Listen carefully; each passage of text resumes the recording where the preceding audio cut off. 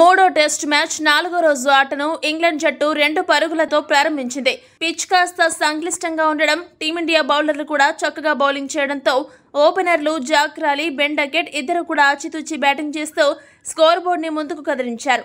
England బ్యాటర్లు pitch పరిస్థితిని గౌరవిస్తూ కాస్త నెమ్మదిగానే బ్యాటింగ్ చేశారు. దీంతో బజ్బాల్ అప్రోచ్తో ఇంగ్లాండ్ బ్యాటర్లు రెచ్చిపోతారని భావించిన విశ్లేషణ అంచనాలు తప్పాయి.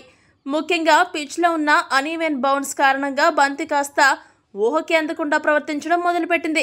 ఇంగ్లాండ్ బ్యాటర్లు కాస్త ఇబ్బంది పడ్డారు. ఈ ఇబ్బంది కొనసాగుతుండగానే ఇంగ్లాండ్ ఓపెనింగ్ జోడీని సిరాజ్ విడదీశాడు. మొదటి వికెట్కి 22 పరుగులు జోడించిన తర్వాత ఓపెనర్ బెన్ డకెట్ 12 పరుగుల వద్ద సిరాజ్ బౌలింగ్లో బూమ్రాకి క్యాచ్ ఇచ్చి అవుట్ అయ్యాడు. ఈ షాక్ నుండి తేరుకోకముందే one down batter Ollie Pope 4 పరుగుల వద్ద సిరాజ్ బౌలింగ్లోనే ఎల్బీడబ్ల్యూగా వెనుదిరిగాడు. ఒకవైపు వికెట్లు పడుతున్న మరో ఓపెనర్ జాక్ రాలీ మాత్రం పరుగులు సాధించడానికి ప్రయత్నిస్తూ స్కోర్ బోర్డును కాస్త ముందుకు కదిలించాడు. అయితే ఆ ఆనందం కూడా ఇంగ్లాండ్ జట్టుకు ఎక్కువసేపు నిలవలేదు. నితీష్ కుమార్ రెడ్డి ఎంట్రీ ఇచ్చి జాక్ రాలీని 22 పరుగుల వద్ద అవుట్ చేశాడు. దీంతో ఊహించని విధంగా ఇంగ్లాండ్ జట్టు రెండవ ఇన్నింగ్స్లో 50 పరుగులకే 3 వికెట్లను కోల్పోయి కష్టాల్లో పడింది. ఈ టెస్ట్లో నితీష్ రెడ్డి కీలక సమయాల్లో వికెట్లు పడగొడుతూ మ్యాచ్ను మలుపు తిప్పుతూ ఫాస్ట్ బౌలింగ్ ఆల్రౌండర్గా సత్తా చాటడం ప్రత్యేక ఆకర్షణగా నిలిచింది. ఇక కష్టాల్లో ఉన్న ఇంగ్లాండ్ జట్టును ఆదుకునే బాధ్యత జో రూట్, హ్యారీ బ్రూక్పై పడింది. జో రూట్ యాంకర్ రోల్ పోషించగా హ్యారీ బ్రూక్ మాత్రం ఆరంభంలో కాస్త నెమ్మదిగా ఆడి అటుపై బజ్బాల్ మోడ్లోకి ఎంట్రీ ఇచ్చాడు.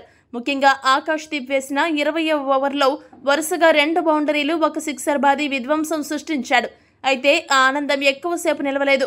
19 బంతుల్లో 23 పరుగులు చేసిన హ్యారీ బ్రూక్ ఆకాష్ దీప్ బౌలింగ్లోనే స్వీప్ షాట్కి ప్రయత్నించి క్లీన్ బౌల్డ్ అయ్యాడు. అలా బ్రూక్పై ఆకాష్ దీప్ రివెంజ్ తీర్చుకుని ఇంగ్లాండ్ జట్టు 4వ వికెట్ను పడగొట్టాడు. అలా రూట్, బ్రూక్ 37 పరుగుల భాగస్వామ్యానికి తెరపడింది. మొదటి సెషన్ ముగిసే సమయానికి ఇంగ్లాండ్ జట్టు 4 వికెట్లు నష్టపోయి 98 పరుగులు చేసింది. జో రూట్ 17 పరుగులతో, బెన్ స్టోక్స్ 2 పరుగులతో క్రీజ్లో ఉన్నారు. టీమిండియా గనుక ఈ మ్యాచ్లో ఇంకా పట్టు బిగించాలంటే రెండవ సెషన్లో వీలైనంత త్వరగా Joe Root, Ben Stokes, Jamie స్మిత్లను అవుట్ చేయాలి. అప్పుడు ఇంగ్లాండ్ జట్టు 150 పరుగులలోపే ఆల్అవుట్ అయ్యే అవకాశం ఉంటుంది. మరి ఆ అవకాశాన్ని టీమిండియా బౌలర్లు ఏ మేరకు రియాలిటీలోకి తీసుకొస్తారన్న విషయం ఆసక్తికరంగా మారింది. ఈ వీడియో కనుక మీకు నచ్చినట్టయితే లైక్, షేర్, కామెంట్ చేయండి. మరిన్ని స్పోర్ట్స్ అప్డేట్స్ కోసం మా ఛానల్ను సబ్స్క్రైబ్ చేసుకోండి.